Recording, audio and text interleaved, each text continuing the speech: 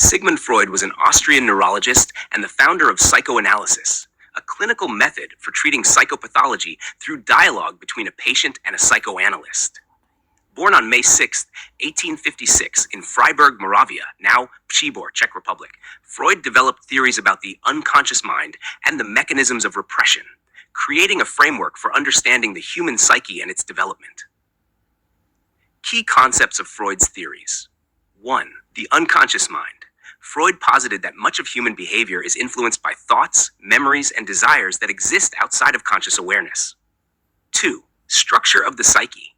Freud divided the psyche into three parts: the id, ego, and superego. ED, the primitive and instinctual part of the mind that contains sexual and aggressive drives. Ego, the realistic part that mediates between the desires of the id and the morals of the superego. Superego, the moral conscience that incorporates societal standards and values. 3. Psychosexual development. Freud theorized that children pass through a series of stages centered on erogenous zones. Sigmund Freud is often considered the tree in the metaphorical sense, as the foundational figure of psychoanalysis.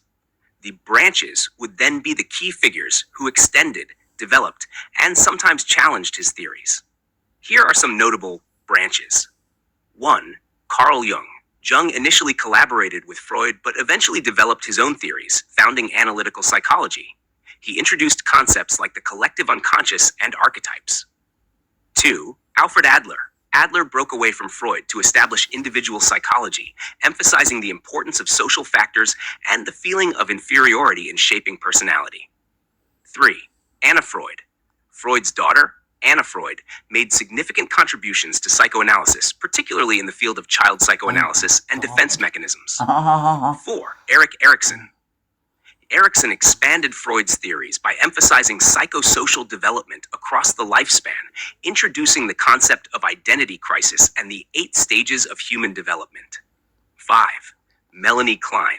Klein developed the technique of play therapy and made significant contributions to object relations theory, focusing on early childhood experiences and internalized relationships.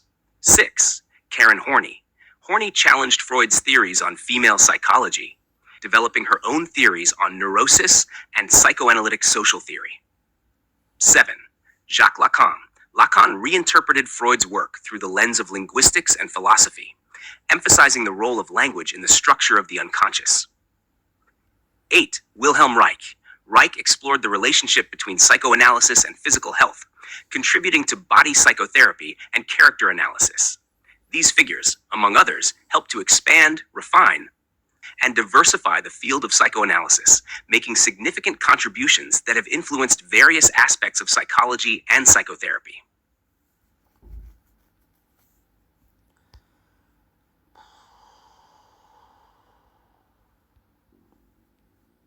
Alfred Adler was an Austrian psychiatrist and a contemporary of Sigmund Freud. He is best known for founding the school of individual psychology, which emphasizes the unique motivations of individuals and the importance of social influences and community in shaping personality. Adler's work departed significantly from Freud's focus on the unconscious mind, instead highlighting the role of conscious thought and the drive for personal growth. Key concepts of Adler's theories. 1. Individual psychology. Adler's approach, known as individual psychology, stresses the uniqueness of each person and the holistic nature of human psychology. He believed that understanding individuals requires examining their life as a whole, rather than breaking it into parts. 2. Inferiority complex. One of Adler's most famous concepts is the inferiority complex, which he believed drives much of human behavior. He argued that feelings of inferiority can motivate individuals to strive for superiority and success, as a way of compensating for these feelings. 3. Striving for superiority. According to Adler, humans are motivated by an innate drive to overcome their perceived inferiorities and achieve personal significance and competence. 4. Social interest. Adler introduced the idea of social interest, or Gemeinschaftsgefühl, which refers to an individual's sense of belonging and contributing to the community. He believed that mental health and personal fulfillment are closely linked to this sense of social connectedness and cooperation. 5. Lifestyle. Adler believed that each person develops a unique lifestyle or way of pursuing goals and dealing with life's challenges based on their early experiences and interpretations of the world. This lifestyle reflects their personal goals, attitudes, and behaviors. 6. Birth order. Adler was one of the first psychologists to suggest that birth order can influence personality. He proposed that the position a child holds. Friedrich Nietzsche, a German philosopher, had a profound impact on a variety of fields including existentialism, postmodernism, and psychology. While Nietzsche did not develop a formal psychological theory of lifestyle as Adler did, his philosophical concepts offer significant insights into how individuals might shape and live their lives. Here are some key concepts from Nietzsche's philosophy that can be related to the idea of lifestyle. Key concepts from Nietzsche's philosophy. 1. Will to power. Nietzsche believed that the fundamental driving force in humans is the will to power, which is the desire to assert and enhance one's power and influence. This concept is about striving for growth, self-overcoming, and asserting one's individual will. 2. Übermensch, overman or superman. Nietzsche introduced the idea of the Übermensch, an individual who has transcended the conventional boundaries of society and morality to create their own values and meaning in life. The Übermensch represents the ideal of self-creation and living authentically. 3. Eternal recurrence. This thought experiment asks individuals to consider how they would live if they had to relive their lives infinitely in exactly the same way. Nietzsche used this idea to encourage people to live in a way that they would find meaningful and fulfilling if repeated eternally. 4. Amor fati, love of fate. Nietzsche advocated for the acceptance and embrace of one's life experiences, including suffering and hardship, as necessary and valuable. This concept encourages individuals to love their fate and integrate all aspects of their experiences into a meaningful existence. 5. Master-slave morality. Nietzsche distinguished between master morality and slave morality. Master morality values pride, strength, and nobility, whereas slave morality values kindness, humility, and sympathy. He encouraged individuals to move beyond traditional moral values and create their own moral framework. 6. Nihilism. Nietzsche explored the concept of nihilism, the belief that life lacks intrinsic meaning and value. He saw this as a challenge for individuals to overcome by creating their own purpose and values in life. Nietzsche's influence on lifestyle. 1. Self-creation. Nietzsche's emphasis on the will to power and the Übermensch inspires individuals to take control of their own lives and create their own values and meaning, rather than conforming to societal norms and expectations. 2. Authenticity. Nietzsche's philosophy encourages living authentically by embracing one's true self and desires and rejecting imposed moralities that do not align with one's own values. 3. Resilience. Concepts like amor fati and eternal recurrence promote resilience, encouraging individuals to accept and find value in all life experiences, including suffering and adversity.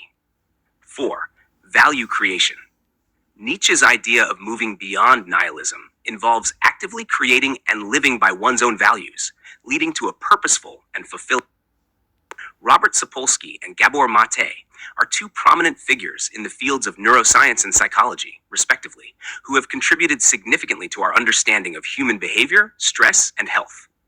Their work, while distinct, often intersects in the exploration of how our environments and experiences shape our minds and bodies. Robert Sapolsky. Background. Robert Sapolsky is a neuroscientist, endocrinologist, and professor of biology, neurology, and neurological sciences at Stanford University. He is well known for his research on stress and its effects on the body and brain. Key concepts. 1. Stress and the brain. Sapolsky's research has extensively explored how chronic stress affects the brain, particularly areas like the hippocampus and prefrontal cortex. He has shown that prolonged stress can lead to cognitive impairments and increased vulnerability to mental illnesses. 2. Hormonal influences. Sapolsky has studied how stress hormones like cortisol impact various bodily functions and contribute to diseases such as diabetes, hypertension, and immune disorders. 3. Primate behavior. His fieldwork with baboons in East Africa has provided insights into the social behaviors and stress responses of primates, offering parallels to human social structures and stress. 4. Socioeconomic factors. Sapolsky emphasizes the role of socioeconomic status and environmental factors in influencing stress levels and health outcomes, arguing that chronic stress is often a product of social hierarchies and inequalities. Notable works: Why Zebras Don't Get Ulcers. This book explains how stress affects the body and why chronic stress is harmful. Behave: The Biology of Humans at Our Best and Worst. This book delves into the biological and environmental factors that influence human behavior. Gabor Mate. Background: Gabor Mate is a physician and author who specializes in addiction, trauma, and childhood development. His work focuses on the impact of early life experiences and stress on physical and mental health. Key concepts. 1. Trauma and addiction. Mate posits that addiction is often a response to trauma and emotional pain. He argues that addressing the underlying trauma is essential for effective addiction treatment. 2. Mind-body connection. Mate emphasizes the deep connection between emotional health and physical health, exploring how stress and trauma manifest as chronic illnesses. 3. Childhood development. He believes that adverse childhood experiences, ACEs, significantly impact long-term health and behavior. Secure attachment and nurturing environments are crucial for healthy development. 4. Compassionate inquiry. Mate advocates for a therapeutic approach that involves understanding patients' life stories and emotional experiences with empathy and compassion. Notable works. In the realm of Hungry Ghosts, this book explores the roots of addiction and offers insights into how trauma and emotional suffering lead to addictive behaviors. When the Body Says No. This book examines the connection between stress, emotional repression, and chronic illness. Intersection of their work. 1. Impact of stress. Both Sapolsky and Mate highlight the detrimental effects of chronic stress on the body and mind, though they focus on different aspects and populations. 2. Role of environment. Both emphasize the importance of environmental factors, whether it's Sapolsky's focus on socioeconomic status and social hierarchies, or Mate's focus on childhood experiences and trauma. 3. Holistic approach. Both advocate for a holistic understanding of health that integrates biological, psychological, and social factors. Sapolsky and Mate's work collectively underscores the complex interplay between our environments, experiences, and biological responses, providing a comprehensive perspective on human health and behavior.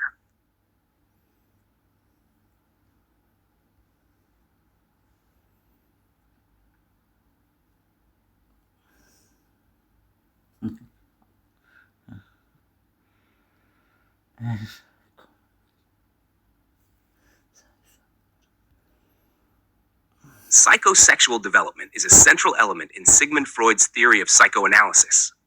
Freud proposed that personality development occurs through a series of stages during childhood, each characterized by the erogenous zone that is the focus of a child's psychosexual energy. Successful navigation of these stages is crucial for healthy personality development, while fixation at any stage can result in psychological issues in adulthood. Freud's stages of psychosexual development. 1. Oral stage, 0 to 1 years, erogenous zone, mouth, activities, sucking, biting, and breastfeeding. Key conflict, weaning process. Fixation, overindulgence or deprivation can lead to oral fixation, resulting in behaviors such as smoking, nail biting, or overeating in adulthood. 2. Anal stage, 1 to 3 years, erogenous zone, anus, activities, toilet training. Control and autonomy in bowel and bladder elimination. Fixation. Overly strict or lenient toilet training can result in anal retentive traits, obsessiveness, perfectionism, or anal expulsive traits, messiness, destructiveness. 3. Phallic stage, 3 to 6 years. Erogenous zone, genitals, activities, exploration of genitalia, development of the Oedipus or Electra complex. Key conflict. Attraction to the opposite sex parent and rivalry with the same sex parent. Fixation. Failure to resolve these conflicts can lead to phallic fixation, resulting in narcissism or issues with authority in relationships. 4. Latency stage, 6 puberty, erogenous zone, dormant sexual feelings, activities, development of social skills, hobbies, and friendships. Key conflict, repression of sexual impulses and development of social and intellectual skills. Fixation. Yes, Many aspects of Sigmund Freud's theories have been heavily criticized and largely discredited by contemporary psychology. While Freud is considered a foundational figure in the history of psychology, much of his work is now viewed as outdated, scientifically unfounded, and lacking empirical support. Here are some of the main criticisms of Freud's theories. Criticisms of Freud's theories. 1. Lack of empirical evidence. Freud's theories are often criticized for being based on case studies rather than empirical research. His concepts lack the rigorous scientific testing and validation that are standard in modern psychology. 2. Overemphasis on sexuality. Critics argue that Freud overemphasized the role of sexual drives in human behavior and development. His focus on the psychosexual stages and concepts like the Oedipus complex is seen as reductive and not universally applicable. 3. Gender bias. Freud's theories, particularly his views on female psychology and the Electra complex, have been criticized for being sexist and reflective of the gender biases of his time. 4. Determinism.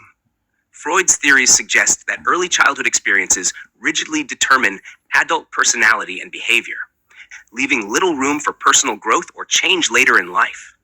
This deterministic view is considered overly simplistic. 5. Pseudoscience. Some aspects of Freudian theory are viewed as pseudoscientific because they are not falsifiable. Concepts like the unconscious mind and defense mechanisms are difficult to measure or test scientifically. 6. Over-reliance on case studies. Freud's conclusions were often drawn from a limited number of case studies, many of which lacked objectivity and representativeness. This approach is seen as methodologically weak by modern standards. 7.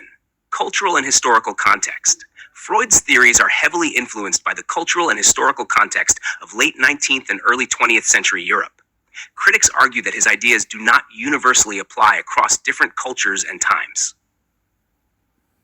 Legacy and contributions. Despite these criticisms, Freud's work has had a lasting impact on psychology and other fields. Some contributions that remain influential include: 1. The unconscious mind. Freud popularized the idea that much of our mental activity occurs outside of conscious awareness. This concept has been further developed and supported by modern cognitive psychology and neuroscience. 2. Defense mechanisms. While not all of Freud's specific defense mechanisms are widely accepted, the general idea that people use psychological strategies to cope with stress and anxiety has been incorporated into modern psychological theory. 3. Talk therapy. Freud's development of psychoanalysis laid the groundwork for various forms of talk therapy used today. His emphasis on the therapeutic relationship and the importance of exploring past experiences are key elements in many therapeutic approaches. 4. Interest in childhood development. Freud's focus on the importance of early childhood experiences influenced later theories of development, including those by Erik Erikson, Jean Piaget, and John Bowlby. Modern perspectives. Today, many psychologists and researchers build on and revise Freud's ideas rather than accepting them wholesale. The field of psychology has moved towards more evidence-based practices. Stress is a common experience characterized by physical, emotional, or psychological strain or tension. It arises from various factors, including environmental pressures, personal challenges, or internal conflicts. Understanding stress and its effects is crucial for maintaining mental and physical health. Types of stress. 1. Acute stress. Short-term stress that arises from specific events or situations, such as a job interview, an argument, or a sudden change. It typically subsides once the situation is resolved.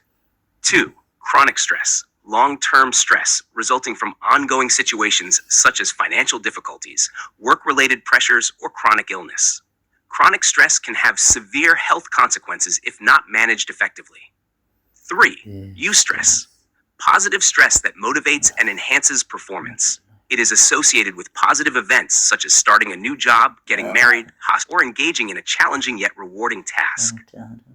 4. Distress. Negative stress that can cause anxiety, depression, and other health problems. It arises from negative situations or overwhelming demands. Causes of stress. 1. Environmental factors. Noise pollution, overcrowding, and extreme weather conditions. 2. Work-related stress. Job insecurity, high demands, long hours, lack of control, and poor work-life balance. 3. Personal life. Relationship issues, financial problems, major life changes, e.g., divorce, moving, and family responsibilities. 4. Internal factors, negative self-talk, unrealistic expectations, perfectionism, and fear of failure.